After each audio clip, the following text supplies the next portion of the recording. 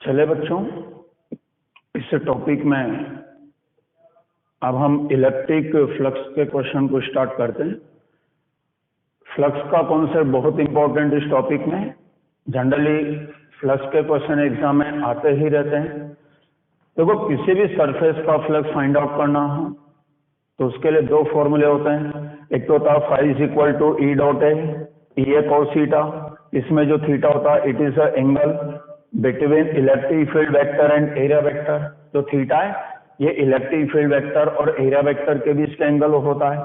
अब जो area vector है उसका डायरेक्शन ऑलवेज सरफेस के क्या होगा, परपेंडिकुलर।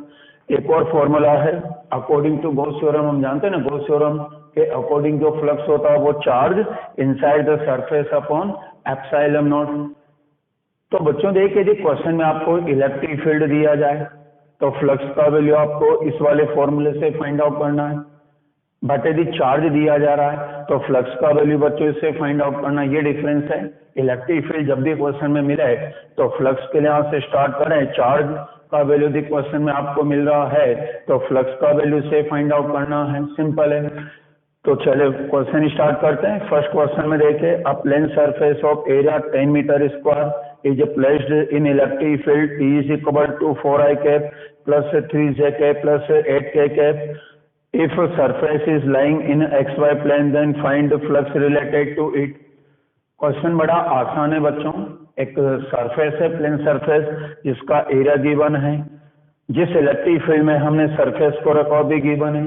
फ्लक्स से फाइंड आउट करना, इलेक्ट्रिक फील्ड दिया है। और जब भी इलेक्ट्रिक फील्ड दिया जाता है तो फ्लक्स का वैल्यू हम ई डॉट एल से फाइंड आउट करते हैं।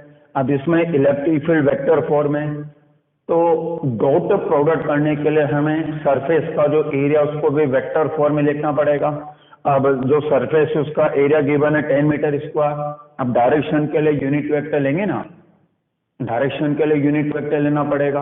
अब सरफेस अब एक्स वाई प्लेन में है तो जो एरिया वेक्टर का डायरेक्शन है बच्चों एक्स वाई के परपेंडिकुलर यानी कि जेड के एलोंग आ जाएगा। होगा सिंपल है। जब सरफेस एक्स वाई प्लेन में है तो जो एरिया वेक्टर है उसका डायरेक्शन होगा एलोंग टू जेड और जेड के एलोंग यूनिट वेक्टर क्या आएगा, के कैप। तो एरिया वेक्टर हो गया 10 के कैप। इसके बाद तो ई डॉट ऐसे हम फ्लक्स को फाइंड कर सकते हैं ना। ये इलेक्ट्रिक फील्ड है, ये एरिया वेक्टर है, डॉट प्रोडक्ट किया केवल इन दोनों का होगा। इन दोनों के साथ इसका डॉट प्रोडक्ट 0 हो जाएगा। तो फ्लक्स का वैल्यू कितना आ जाएगा, 80।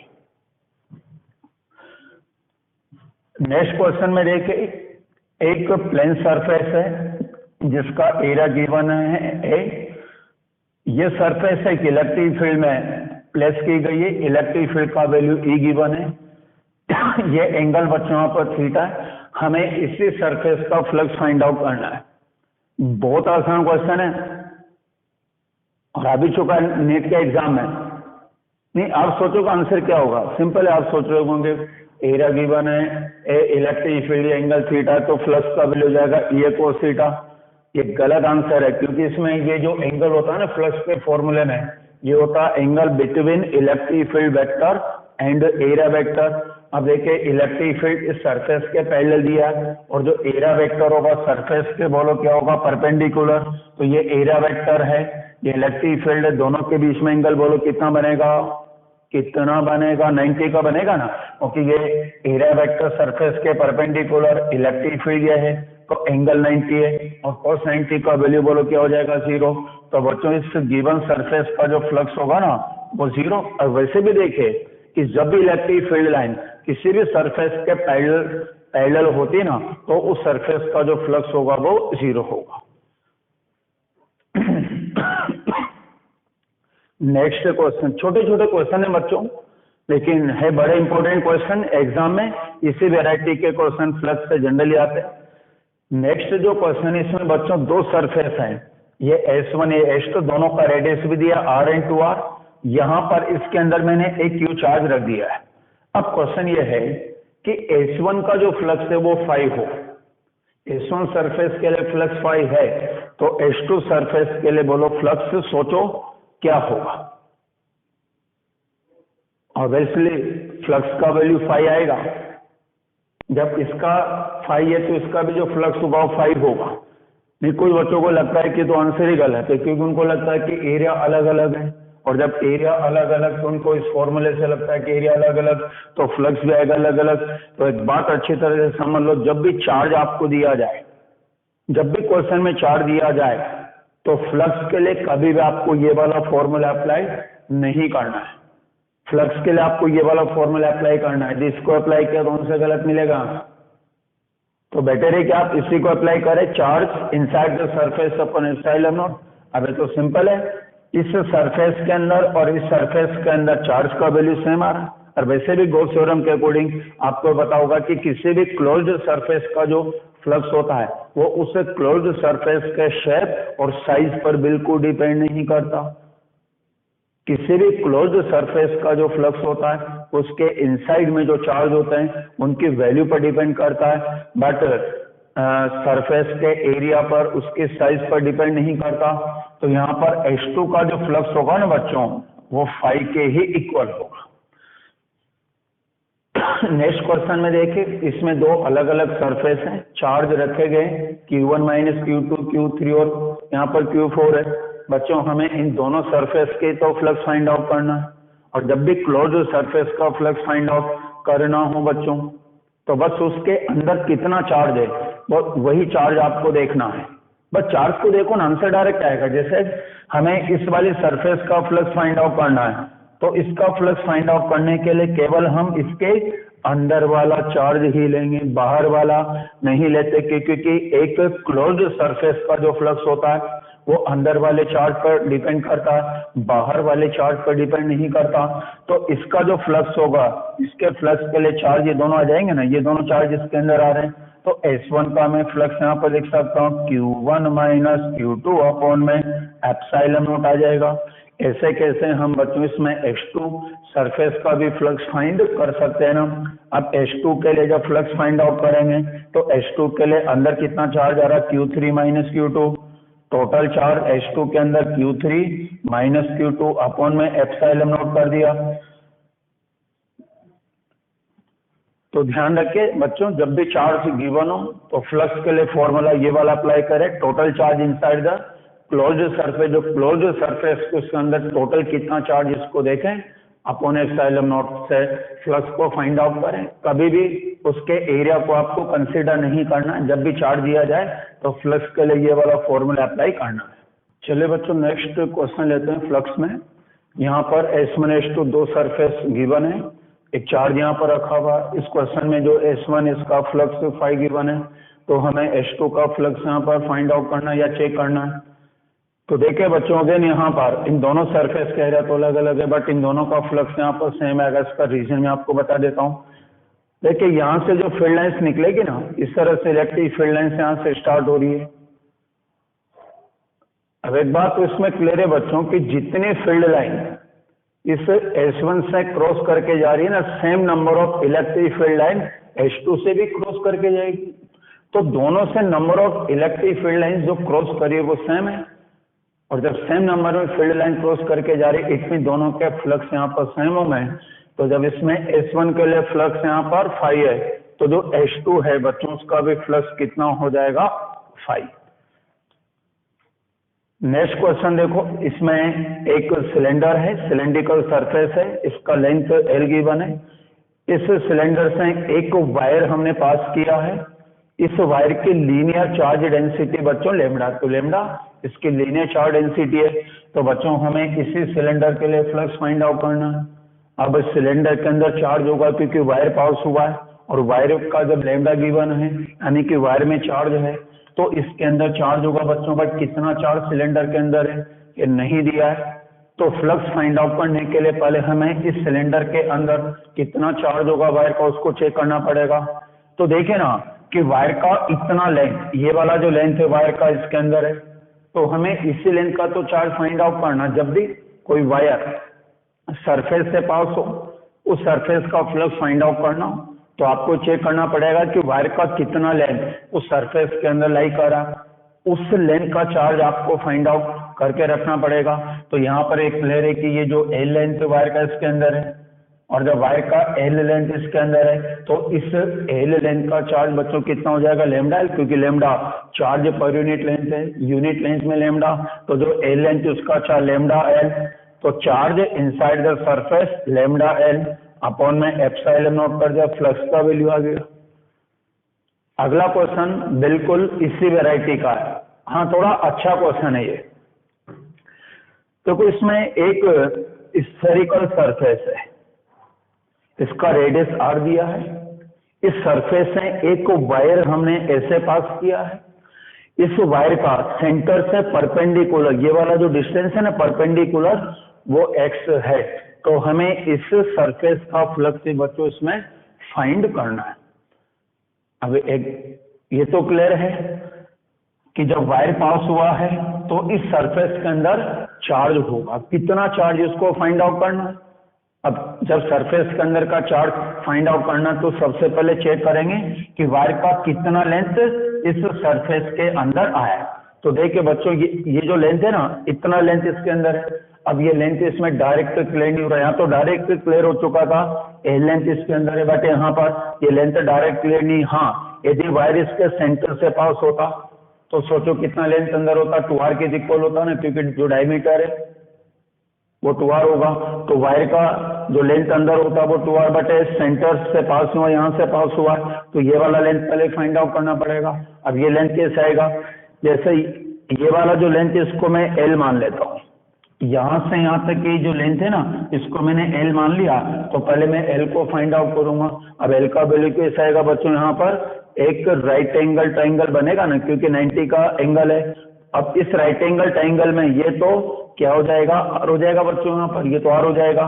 तो जब इसमें हम पाइथागोरस थ्योरम अप्लाई करेंगे तो ये पता तो इसका वैल्यू मिल जाएगा, ये जो लेंथ मिल जाएगी ना, तो l is equal to under root r square minus x square, तो l का वैल्यू आ गया। तो चार्ज इनसाइड द सरफेस जब फाइंड आउट करेंगे यूनिट लेंथ में लैम्डा है। अब जो वायर का जो टोटल लेंथ इसके अंदर होगा वो 2l, क्योंकि ये वाला l है और ये वाला भी l होगा। तो charge inside the surface lambda into 2l, l का वैल्यू रख दिया तो चार्ज इनसाइड द सरफेस आ गया। उसके बाद फ्लक्स का वैल्यू आ जाएगा 2 lambda under root r square minus x square upon epsilon. बच्चों जो नेक्स्ट क्वेश्चन, इसमें एक सिलेंडर है, इस सिलेंडर का ये वाला जो टॉप पार्ट है ना, यहाँ पर एक चार्ज रखा हुआ है, हमें इसे सिलेंडर का फ्लक्स फाइंड आउट करना है। तो बच्चों जो चार्ज है ना वो सरफेस के अंदर नहीं है, ये सरफेस के ऊपर रखा हुआ है, तो डायरेक्ट हम फ्लक्स की बात कर नहीं सकते। ओके, जब हम गॉस थ्योरम से फ्लक्स फाइंड आउट करते हैं ना, तो जो चार्ज हमें दिया जाता है वो चार्ज क्लोज सरफेस, जो भी सरफेस है उसके द्वारा एनक्लोज होना जरूरी है, बट ये चार्ज अभी एनक्लोज नहीं हो रहा, ये तो ओपन है। तो इस चार्ज को पहले हमें एनक्लोज करना पड़ेगा, यानी कि ढकना पड़ेगा, और ढकने के लिए एक आइडेंटिकल सिलेंडर इसके ऊपर रख दिया जाता है। इस तरह से एक आइडेंटिकल सिलेंडर इसके ऊपर रख दिया, तो दोनों सिलेंडर से अभी एनक्लोज हो चुका है। तो जो फ्लक्स मिलेगा ना वो मिलेगा Q upon epsilon not, but ये आंसर नहीं है, क्योंकि जो Q अपॉन एप्सिलॉन नॉट है ये तो इस पूरी ज्योमेट्री का फ्लक्स है ना, हमें तो केवल इस वाले का फाइंड आउट करना है। तो ये जो फ्लक्स है वो दोनों सिलेंडर में इक्वली डिवाइड होगा, तो जो सिलेंडर हमें दिया था बच्चों उसका फ्लक्स हो जाएगा Q अपॉन 2 एप्सिलॉन नॉट। और ये तो कॉन्सेप्ट हम क्यूब में फ्लक्स फाइंड आउट करने के लिए अप्लाई करते हैं ना, तो जो क्यूब वाला क्वेश्चन है बच्चों उसका रिजल्ट तो आपको लर्न करना है, और इम्पोर्टेंट भी कितनी बार उस वैरायटी के क्वेश्चन एग्जाम में आ भी चुके हैं। तो जो क्यूब वाला क्वेश्चन उसके रिजल्ट मैं एक बार रिकॉल करवा देता हूँ। एक क्यूबिकल सरफेस है बच्चों, इस क्यूबिकल सरफेस में एक चार्ज को मैं डिफरेंट पोजीशन पर रखूंगा। ये फर्स्ट पोजीशन मेन सेंटर है, ये सेकंड पोजीशन बच्चों इसमें फेस सेंटर है, थर्ड पोजीशन ये साइड सेंटर है, और जो फोर्थ है ना बच्चों ये कॉर्नर है। तो जब चार्ज सेंटर पर होता है तो जो फ्लक्स होगा, याद है आपको result Q upon epsilon not, जब चार्ज अंदर आ गया तो फ्लक्स का वैल्यू आ जाएगा Q अपॉन एप्सिलॉन नॉट। जब हम 2 पर रखेंगे यानी कि फेस सेंटर पर, तो फ्लक्स का वैल्यू याद होना चाहिए Q अपॉन 2 एप्सिलॉन नॉट। जब हम साइड सेंटर पर रखते हैं ना तो फ्लक्स का वैल्यू मिलता है Q अपॉन 4 एप्सिलॉन नॉट। जब हम कॉर्नर पर रखेंगे तो फ्लक्स का वैल्यू होगा Q अपॉन 8 एप्सिलॉन नॉट। बच्चों ये रिजल्ट एज इट इज आपको लर्न करना है, क्वेश्चन में डायरेक्ट इनको अप्लाई करें आप। अब इसमें बच्चों यदि आपसे बोला जाए कि जैसे एक चार्ज है, इसके सेंटर पे रखा हुआ है। अब यदि आपसे बोला जाए कि क्यूब में जो 6 सरफेस होते हैं ना, किसी एक सरफेस का इंडिविजुअल फ्लक्स फाइंड आउट करें। जैसे हमें इस सरफेस का, ये जो स्क्वायर सरफेस है, इसका फ्लक्स फाइंड आउट करना। अब ये जो Q अपॉन एप्सिलॉन नॉट है, ये तो बच्चों इस क्यूब का टोटल फ्लक्स होता है, ये तो टोटल फ्लक्स है। अब हमें तो केवल एक सरफेस का फाइंड आउट करना है ना। अब क्यूब में हम जानते हैं कि 6 सरफेस होती है, तो जब ये चार्ज सेंटर पर है तो जो Q अपॉन एप्सिलॉन नॉट जो फ्लक्स होगा ना, वो 6 सरफेस में बच्चों इक्वली डिस्ट्रीब्यूट होगा। तो एक सरफेस का जो फ्लक्स है बच्चों, वो कितना मिलेगा, Q अपॉन 6 एप्सिलॉन। तो ये ध्यान रखना है कि जब चार्ज क्यूब के सेंटर पर हो, क्यूब का टोटल फ्लक्स तो Q अपॉन एप्सिलॉन नॉट होगा, लेकिन क्यूब में एक सरफेस का flux Q upon 6 epsilon not होता है। क्वेश्चन को बहुत अच्छी तरह से पढ़ना पड़ेगा, अदरवाइज हो सकता है कि गलत आंसर आप से टिक हो जाए। तो एक सरफेस के लिए क्वेश्चन हो तो Q अपॉन 6 एप्सिलॉन नॉट, और यदि टोटल फ्लक्स का क्वेश्चन है क्यूब में और चार्ज सेंटर पे, तो आंसर जाएगा Q अपॉन एप्सिलॉन नॉट। तो इससे से रिलेटेड तो वो एक क्वेश्चन बनता है ना बच्चों, जिसमें एक स्क्वायर सरफेस होता है, ये बच्चों एक स्क्वायर सरफेस है, इसका ये वाला साइड बच्चों यहाँ पर A है, इसके सेंटर्स हैं परपेंडिकुलर a/2 डिस्टेंस पर हमने एक चार्ज को रख दिया Q को। हमें इस स्क्वायर सरफेस का फ्लक्स फाइंड आउट करना है, तो आंसर बच्चों इसका क्या होगा, Q अपॉन 6 एप्सिलॉन नॉट। ये वही है जब हम क्यूब के सेंटर पे चार्ज रखते हैं ना, तो एक सरफेस का जो फ्लक्स आता है वो Q अपॉन 6 एप्सिलॉन नॉट। बिल्कुल उसी कॉन्सेप्ट से उस क्वेश्चन का आंसर आ जाता है। जब चार्ज यहाँ पर है, जब हम इसको एनक्लोज करने के लिए स्क्वायर बनाए, स्क्वायर रखेंगे ना, तो स्क्वायर रखने पर एक क्यूब बनेगा, ये चार्ज सेंटर पर आ जाएगा, तो ये जो सरफेस है उसका फ्लक्स कितना होगा, Q upon 6 epsilon not. Next question ले रहे बच्चों, एक क्यूब है, इस क्यूब के कॉर्नर पर चार्ज प्लेस किए गए, यहाँ पर 2 माइक्रोकूलम है, -1 है, या -5 माइक्रोकूलम है, 7 है, 8, ये 6, ये 10, ये 3। तो बच्चों हमें इस क्यूब का टोटल फ्लक्स ही फाइंड आउट करना है। तो वो जब कॉर्नर पे चार्ज होता है, एक कॉर्नर पे जब चार्ज होता है ना, तो हम जानते हैं कि क्यूब का जो फ्लक्स आता है वो Q अपॉन 8 एप्सिलॉन नॉट। ये फॉर्मूला है, जब कॉर्नर पे चार्ज होगा ना, तो क्यूब का जो फ्लक्स होगा वो Q अपॉन 8 एप्सिलॉन नॉट। तो करने क्या है कि इन कॉर्नर पे जो चार्ज है ना, इनका जो फ्लक्स इस क्यूब के लिए होगा उसका समी तो करना है। तो जब क्यूब में अलग अलग पोजीशन पर जब चार्ज हो, हर एक चार्ज का जो फ्लक्स उस क्यूब के लिए होगा उसका सम करके आप टोटल फ्लक्स को फाइंड कर सकते हो। तो जैसे इसके कारण इसका फ्लक्स हम लिखेंगे ना Q अपॉन 8 एप्सिलॉन नॉट, इसके कारण भी Q अपॉन 8 एप्सिलॉन नॉट, इसके कारण भी Q अपॉन 8 एप्सिलॉन नॉट। तो जब हम सम करेंगे तो समेशन में नीचे 8 एप्सिलॉन नॉट तो बच्चों को माना जाएगा। तो यहाँ पर ऊपर चार्ज का सम ही तो करना, जितने भी चार्ज कॉर्नर पे का सम कर दिया तो आंसर ये मिल गया हमें। माइक्रो कूलम को कूलम में चेंज कर दिया। अब इसमें जनरली जो ऑप्शन दिया जाता है उसमें एप्सिलॉन नॉट नहीं होता, पाई के टर्म्स में आंसर दिया जाता है। तो एप्सिलॉन नॉट को हटाना है तो 1/4 का एप्सिलॉन नॉट 9 × 10⁹ होता है ना, तो 1 एप्सिलॉन नॉट मिल जाएगा 36 पाई × 10⁹। तो 1 एप्सिलॉन नॉट का वैल्यू बच्चों हमने रख दिया 36 पाई × 10⁹। तो फाइनल इसमें फ्लक्स का वैल्यू आ जाएगा 135 × 10⁻3। तो बच्चों सिंपल है, क्यूब में जब अलग अलग पोजीशन पे चार्ज हो ना, एक से ज्यादा चार्ज हो, तो आप हर एक चार्ज का जो फ्लक्स होगा क्यूब के लिए उसको चेक कर उसके बाद में उन सबका सम करके आप टोटल फ्लक्स फाइंड कर सकते हो। मान लो, चलो इससे मैं एक क्वेश्चन आपको और समझाता हूँ। मान लो कि जैसे इस कॉर्नर पर 10 माइक्रोकूलम का चार्ज है, एक चार्ज मैंने यहाँ पर रख दिया सपोज दैट 1 माइक्रोकूलम का। अब हमें इस क्यूब का टोटल फ्लक्स फाइंड आउट करना है। क्या करेंगे, इसका जो फ्लक्स होगा उसको लिखेंगे Q अपॉन 8 एप्सिलॉन नॉट। इसका फ्लक्स लिखेंगे, ये चार्ज सेंटर पर है और जब सेंटर पर चार्ज होता है तो क्यूब का फ्लक्स क्या होता है, Q अपॉन एप्सिलॉन। बस हम कर देंगे, टोटल फ्लक्स आ जाएगा। चलो अब इसको देखो, ये बहुत इंपॉर्टेंट कॉन्सेप्ट है फ्लक्स में। देखो एक क्यूबिकल सरफेस है, इसको हमने यूनिफॉर्म इलेक्ट्रिक फील्ड में रख दिया है। बच्चों इस बात का ध्यान रहे, जब कोई भी क्लोज्ड सरफेस जब यूनिफॉर्म इलेक्ट्रिक फील्ड में हो तो उस क्लोज्ड सरफेस का जो टोटल फ्लक्स होगा वो ऑलवेज जीरो होगा। इसका रीजन भी मैं आपको बता देता हूँ। देखिए फील्ड लाइंस यहाँ पर एंटर कर रही है, यहाँ से निकल के जा रही है, तो बच्चों इस सरफेस का जो फ्लक्स होगा ना, इस सरफेस का जो फ्लक्स होगा वो इनकमिंग होगा, यहाँ का आउटगोइंग होगा। और हम जानते हैं कि इनकमिंग फ्लक्स नेगेटिव होता है ना।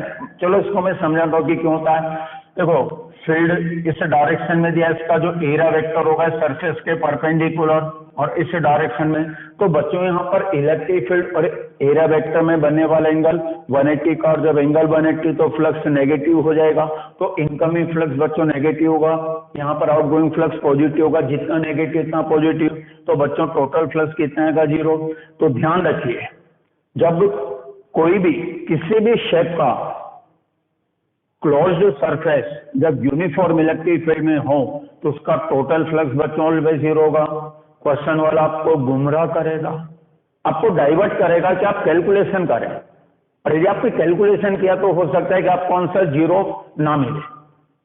तो ध्यान रखिए जब यूनिफॉर्म इलेक्ट्रिक फील्ड हो और सरफेस यदि क्लोज्ड है तो वैल्यूज भी प्रोवाइड करेगा, कुछ मत देखो, डायरेक्ट आंसर टिक करके आ जाओ जीरो।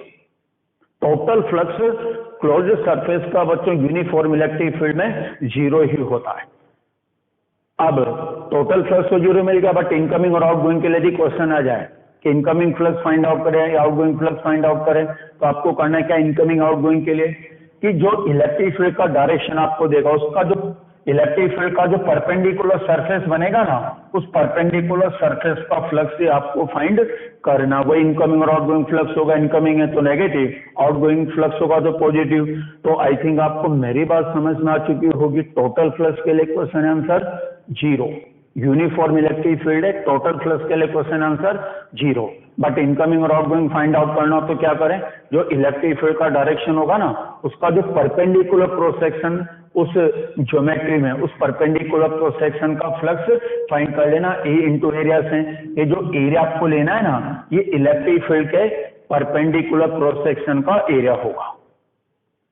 तो बच्चों ये फ्लक्स के क्वेश्चन थे, पूरे मेन क्वेश्चन पूरे यहाँ पर हम डिस्कस कर चुके हैं। छोटे छोटे क्वेश्चन बट है इंपॉर्टेंट क्वेश्चन एग्जाम के लिए। इन क्वेश्चन को यदि आपने बहुत अच्छी तरह से समझ लिया, कर लिया, तो फ्लक्स वाले क्वेश्चन में आपको प्रॉब्लम नहीं आएगा। चले बच्चों, गॉस थ्योरम की एप्लीकेशंस में हम सबसे पहले मेटल स्फीयर के इलेक्ट्रिक फील्ड की बात करते हैं। बच्चों ये एक मेटल स्फीयर है, इसका रेडियस r है। इसको जब हम चार्ज प्रोवाइड करते हैं तो जो गिवन चार्ज होगा वो सरफेस पर डिस्ट्रीब्यूट होगा। मेटल के लिए एक बात हमें जानते हैं ना कि मेटल चाहे सॉलिड हो चाहे होलो हो, चार्ज ऑलवेज उसकी आउटर सरफेस पर ही डिस्ट्रीब्यूट होगा बच्चों। तो कभी भी मेटल में आपको इलेक्ट्रिक फील्ड या पोटेंशियल फाइंड आउट करना हो तो आपको ये चेक नहीं करना कि वो सॉलिड है कि होलो है। ऑलवेज जो गिवन चार्ज होगा वो सरफेस पर ही डिस्ट्रीब्यूट होगा। तो एक सॉलिड और होलो मेटल स्फीयर में बच्चों कोई डिफरेंस नहीं होता। तो जैसा कि हम जानते हैं कि सरफेस के आउटसाइड में इलेक्ट्रिक फील्ड का वैल्यू k/r² होता है। इसमें जो स्मॉल r है ये बच्चों सेंटर से डिस्टेंस लिया जाता है। यदि हम अंदर की बात करें तो मेटल के अंदर जाते इलेक्ट्रिक फील्ड बच्चों क्या होगा, जीरो। तो जब भी मेटल स्फीयर में आप इलेक्ट्रिक फील्ड फाइंड आउट करें तो जिस पॉइंट पर फील्ड फाइंड आउट करना है तो उस पॉइंट की पोजीशन जरूर चेक करें कि वो सरफेस के बाहर आ रहा है कि अंदर आ रहा है। उसी के अकॉर्डिंग आपको आंसर देना है। अंदर है पॉइंट तो इलेक्ट्रिक फील्ड जीरो, बाहर है तो बाहर वाले पॉइंट पर इलेक्ट्रिक फील्ड का वैल्यू k/r² से फाइंड आउट करना। तो एक क्वेश्चन बच्चे इसमें हम डिस्कस करने जा रहे हैं। ये दो कॉन्सेंट्रिक मेटल शेल है बच्चों, इसमें रेडियस दोनों का गिवन है a और b। इनर शेल को हमने q चार्ज दिया, आउटर सेल में बच्चों यहाँ पर जो चार्ज है वो -3q के इक्वल है। तो बच्चों इसमें हमें इलेक्ट्रिक फील्ड फाइंड आउट करना। Find electric field at distance of small r। इसमें मैंने आपको स्मॉल r का दो वैल्यू प्रोवाइड किया। फर्स्ट वैल्यू में small r greater than a less than b, second value है small r greater than b। तो जो फर्स्ट जो क्वेश्चन इसमें स्मॉल r का वैल्यू a से ज्यादा है और b से कम है, a से ज्यादा b से कम, यानी कि पॉइंट बच्चों यहाँ पर आएगा ना a से ज्यादा b से कम। तो इस पॉइंट पर हमें इलेक्ट्रिक फील्ड फाइंड आउट करना है। ये देखो कॉन्सेंट्रिक मेटल सेल का क्वेश्चन है।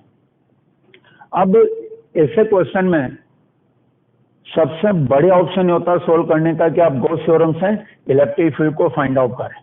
कितने भी कॉन्सेंट्रिक मेटल सेल आपको दे सकता है, जिस पॉइंट पर आपको फील्ड फाइंड आउट करना है तो उसके लिए गॉस थ्योरम अप्लाई करें। गॉस थ्योरम में हम जानते हैं कि जब इलेक्ट्रिक फील्ड फाइंड आउट करना होता है, सबसे पहले हम एक स्फेरिकल गॉसियन सरफेस ड्रॉ करते हैं, उसके बाद उसके अंदर टोटल कितना चार्ज कंटेंट इसको चेक करते हैं, और फाइनली ये जो स्टेप होते हैं ना, E into area is equal to charge inside the surface upon epsilon naught से इलेक्ट्रिक फील्ड का वैल्यू फाइंड आउट कर लेते हैं।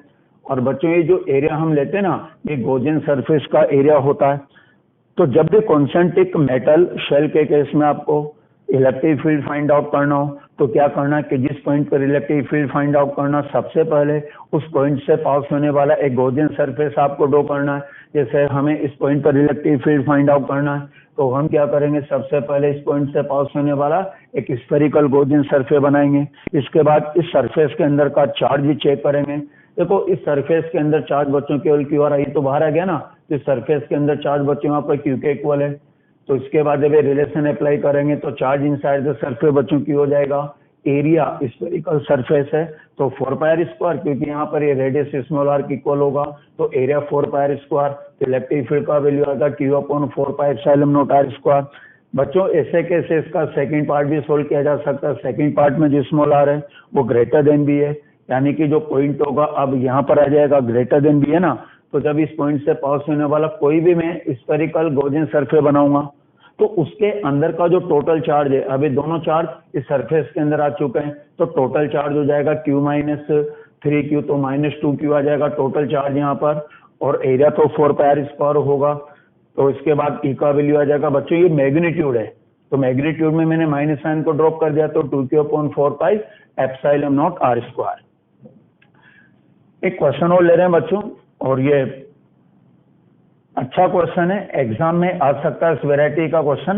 क्वेश्चन है कि radius of uniformly charge sphere is 5 centimetre, electric field 8 to 10 centimetre distance is 100 volt पर metre, then find electric field 8 to 2 centimetre distance. बच्चों इसमें देखो यूनिफॉर्मली चार्ज स्फीयर बोला, इसके लिए मैंने ये नहीं बोला कि ये कंडक्टिंग है कि नॉन कंडक्टिंग। तो यूनिफॉर्मली चार्ज स्फीयर का मीनिंग होता है बच्चों सॉलिड नॉन कंडक्टिंग स्फीयर। जब भी आपको क्वेश्चन में यूनिफॉर्मली चार्ज स्फीयर दिया जाए तो उसको सॉलिड नॉन कंडक्टिंग स्फीयर मानकर आंसर देना। तो क्वेश्चन है कि एक सॉलिड नॉन कंडक्टिंग स्फीयर है जिसका रेडियस 5 सेंटीमीटर है, सेंटर से 10 सेंटीमीटर डिस्टेंस पर हमें इलेक्ट्रिक फील्ड दिया है, तो सेंटर से 2 सेंटीमीटर डिस्टेंस पर बच्चों इलेक्ट्रिक फील्ड को फाइंड आउट करना। अब जैसे देखो ये एक सॉलिड नॉन कंडक्टिंग स्फीयर है, जो भी चार्ज होगा उसके पूरे वॉल्यूम में डिस्ट्रीब्यूट होगा, तो बाहर जो इलेक्ट्रिक फील्ड होगा KQ अपॉन आर स्क्वायर। एक मेटल और नॉन कंडक्टिंग स्फीयर में सरफेस के बाहर इलेक्ट्रिक फील्ड का वैल्यू सेम होता है बच्चों KQ upon small r square. अब डिफरेंस अंदर के लिए आता है, कंडक्टिंग होगा तो अंदर फील्ड 0 होगा, बट जब नॉन कंडक्टिंग है तो अंदर इसमें इलेक्ट्रिक फील्ड का वैल्यू इस वाले फॉर्मूले से मिलता है KQ small r upon r cube. अब बच्चों इसमें जो स्मॉल आर है ये सेंटर से डिस्टेंस होता है, तो देखिए हमें 10 सेंटीमीटर डिस्टेंस पर इलेक्ट्रिक फील्ड दिया है, यानी जिस पॉइंट पर इलेक्ट्रिक फील्ड दिया है ये बच्चों सरफेस के बाहर आएगा ना, क्योंकि रेडियस 5 सेंटीमीटर है। तो जब हम 10 सेंटीमीटर डिस्टेंस पर इलेक्ट्रिक फील्ड का वैल्यू लिखेंगे ना 100, तो फॉर्मूला अप्लाई करेंगे KQ upon small r square. Small r centre से डिस्टेंस 10 सेंटीमीटर है, सेंटीमीटर में रहने तो कन्वर्ट करने की जरूरत क्योंकि बाद में कट जाएगा। अब जिस पॉइंट पर हमें इलेक्ट्रिक फील्ड फाइंड आउट करना है वो सेंटर से 2 सेंटीमीटर डिस्टेंस पर है। अब जब रेडियस इसका 5 सेंटीमीटर है तो जिस पॉइंट पर इलेक्ट्रिक फील्ड फाइंड आउट करना बच्चों वो सरफेस के अंदर आएगा, और जब सरफेस के अंदर पॉइंट आएगा तो इलेक्ट्रिक फील्ड के लिए फॉर्मूला अप्लाई किया, स्मॉल r 2 रख दिया, रेडियस रख दिया। इसके बाद इसमें KQ का वैल्यू यहाँ से जो मिल रहा है ना 100 × 100 ये वैल्यू रख दिया, तो इलेक्ट्रिक फील्ड का वैल्यू आ गया 160 वोल्ट पर मीटर।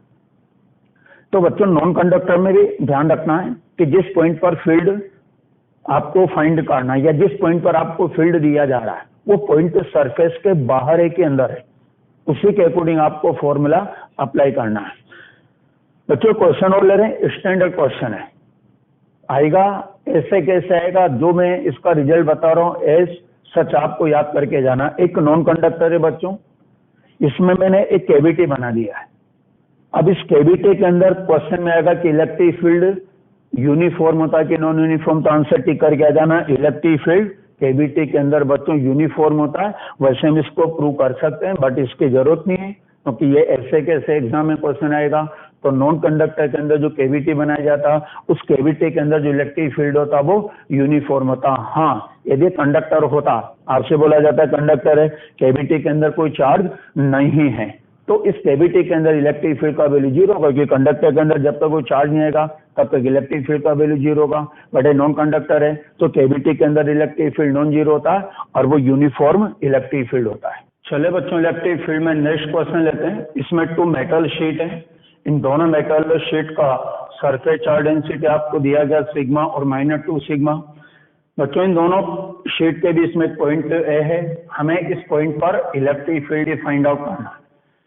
तो आपको ये तो याद होगा कि मेटल शीट का इलेक्ट्रिक फील्ड क्या होता है, सिग्मा अपॉन 2 एप्सिलॉन नॉट, और डिस्टेंस पर डिपेंड नहीं करता। अब इन दोनों का रिजल्टेंट फाइंड आउट करना, इलेक्ट्रिक फील्ड वेक्टर है, और जब वेक्टर है ना तो विदाउट डायरेक्शन, बिना डायरेक्शन के हम रिजल्टेंट फाइंड नहीं कर सकते। अब क्वेश्चन देखो आसान है, बट गलती ये होती है कि कुछ बच्चे इसमें डायरेक्शन की ओर जाते नहीं, बिना डायरेक्शन के रिजल्टेंट फाइंड आउट करके आ जाते, जो कि गलत है। तो आपको डायरेक्शन पहले लेना पड़ेगा, बिना डायरेक्शन के रिजल्टेंट नहीं आएगा। अब देखो ये पॉजिटिव, इसके फील्ड का डायरेक्शन क्या हो जाएगा, अब ये नेगेटिव है, इसके फील्ड का डायरेक्शन टूवर्ड्स। बच्चों दोनों के इलेक्ट्रिक फील्ड एक ही डायरेक्शन में ना, तो नेट इलेक्ट्रिक फील्ड के लिए दोनों के इलेक्ट्रिक फील्ड का सम कर दो। इसका जो इलेक्ट्रिक फील्ड होगा उसका value sigma upon 2 epsilon not. इसका जो फील्ड होगा उसमें ऊपर आपको 2 सिग्मा करना अपॉन 2 एप्सिलॉन नॉट। हाँ, गलती नहीं करना, ये जो माइनस साइन हो आपको यहाँ पर ड्रॉप करना, क्योंकि माइनस से डायरेक्शन आ जाता है, लेकिन जब हम कैलकुलेशन करते हैं ना तो माइनस को ड्रॉप कर दिया जाता है। तो इलेक्ट्रिक फील्ड का वैल्यू बच्चे इसमें मिल जाएगा हमें 3/2 sigma upon epsilon not. Clear है? चलो अगला क्वेश्चन लेते हैं। नेक्स्ट क्वेश्चन में क्या है कि 2 वायर्स हैं, 2 वायर्स हैं, इनफाइनाइट लेंथ के हैं। क्वेश्चन आ भी चुका है एग्जाम में, इनफाइनाइट वायर्स हैं, इसकी लीनियर चार्ज डेंसिटी λ1 है, इसकी λ2 है। इन दोनों के बीच में सेपरेशन बच्चों यहां पर R है, ये मिड पॉइंट है, हमें इस मिड पॉइंट पर इलेक्ट्रिक फील्ड फाइंड आउट करना है। तो अगेन यहां पर नेट इलेक्ट्रिक फील्ड के लिए सबसे पहले इन दोनों के फील्ड का डायरेक्शन मेंशन करेंगे ना। इसके फील्ड का डायरेक्शन हो जाएगा अवे पॉजिटिव है, इसका भी जाएगा अवे, दोनों के इलेक्ट्रिक फील्ड अपोजिट डायरेक्शन में। तो नेट इलेक्ट्रिक फील्ड के लिए जब हम कैलकुलेशन करेंगे तो एक में से दूसरे का फील्ड में माइनस करना। इनफाइनाइट लेंथ वायर का इलेक्ट्रिक फील्ड का फॉर्मूला होता है 2k लैम्डा अपॉन r, लेकिन जो r हम लेते हैं ना वो वायर से परपेंडिकुलर डिस्टेंस लेते हैं। अब जब इसके कारण फील्ड कैलकुलेट करना तो ये जो परपेंडिकुलर डिस्टेंस है r/2, क्योंकि मिड पॉइंट है, तो इसका जो फील्ड होगा बच्चों 2k λ1 अपॉन में डिस्टेंस कितना r/2 आ जाएगा, माइनस क्योंकि अपोजिट डायरेक्शन में दोनों के फील्ड, इसका जो फील्ड होगा बच्चों ये कितना हो जाएगा 2k λ2 अपॉन डिस्टेंस कितना r/2। बच्चों इसमें मैं एक क्वेश्चन का आंसर और देता हूँ। 2 इनफाइनाइट लेंथ के बारे हैं, दोनों के बीच का सेपरेशन आ रहा है, ये वाला इस पर फोर्स अप्लाई करेगा, ये वाला इसके ऊपर फोर्स अप्लाई करेगा। तो इसमें क्वेश्चन बनता है कि किसी एक वायर के यूनिट लेंथ पर फोर्स फाइंड आउट करें। तो फोर्स पर यूनिट लेंथ